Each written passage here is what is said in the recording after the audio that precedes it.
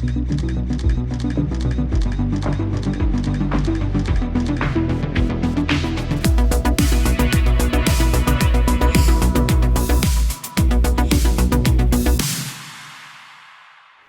it's Jeff Cable, and today I want to talk about one of my favorite subjects ever, motion panning. Now, what is motion panning? It's when you slow the shutter of your camera down and you go and you follow your subject at the exact same speed it's moving. It creates really cool images. Now, here's how you do it. What you want to do is you want to slow your shutter down. Generally, that means lowering your ISO, and you bring your aperture to something like f11 or f16. Basically, you're narrowing your aperture, so you're letting in less light into the camera to slow the shutter. Easiest way to do that is just go into shutter priority in your camera so you can set the speed you want. Now, people always ask me what's the best speed for shooting? Well, it depends on how fast your subject's moving. If you're shooting something slow, like someone walking or maybe riding a bike slowly, you might have to shoot at 1/5 of a second. If you're photographing something fast, you want to be shooting at something like maybe 30th or 40th of a second. Now, what I'll do is I'll widen my stance so I become basically a human tripod. I tuck my arms in and I follow my subject as I'm firing off a bunch of shots. And basically, a lot of times I'll shoot in a burst mode, so I'll be going like this as I follow the subject. If you look at this image taken in Africa, you'll see that I slowed the shutter down to blur all of the other wildebeest except for my subject.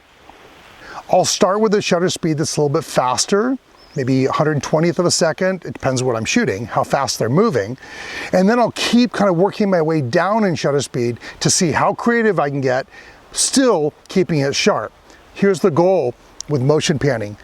Ultimately, you want to get your subject sharp, especially the face if you're shooting a person, and show a lot of motion in the rest of the photo, whether it's in the background, or in this case, let's say with the zebra running, I've got the face of the zebra pretty sharp, but I've got all four legs off the ground and blurring, showing that motion. Same thing here with these runners. I've got them running, this person in the center is in focus because that's who I was tracking, and the others are showing a little bit more motion because they were not who I was tracking. If you look at this photo that I took in Cuba of this car going by, again, I was turning my camera and moving the lens at the exact same speed as the car going by because it's way more interesting than just freezing the car in the street.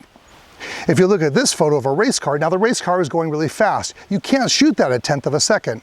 This was taken at 60th of a second, and I panned along with the vehicle as it was going by, and this way all of that background is blurred, the motion of the tires is blurred, so I can't read what's on the tires. But if you look at all the logos and decals on the car, everything's perfectly sharp.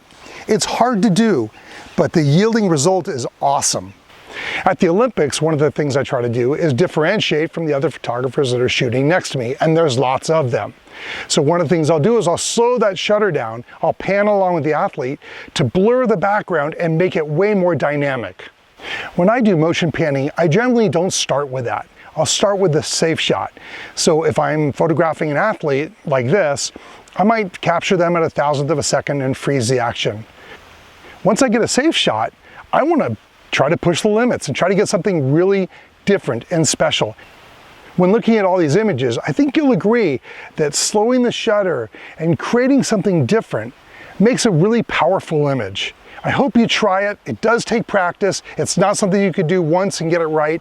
It may take many images to get it right, but give it a try. Go out, follow something moving, whether it's someone on a bike or someone walking, and follow them, practice getting that focus point right on them and panning along with them and see what happens.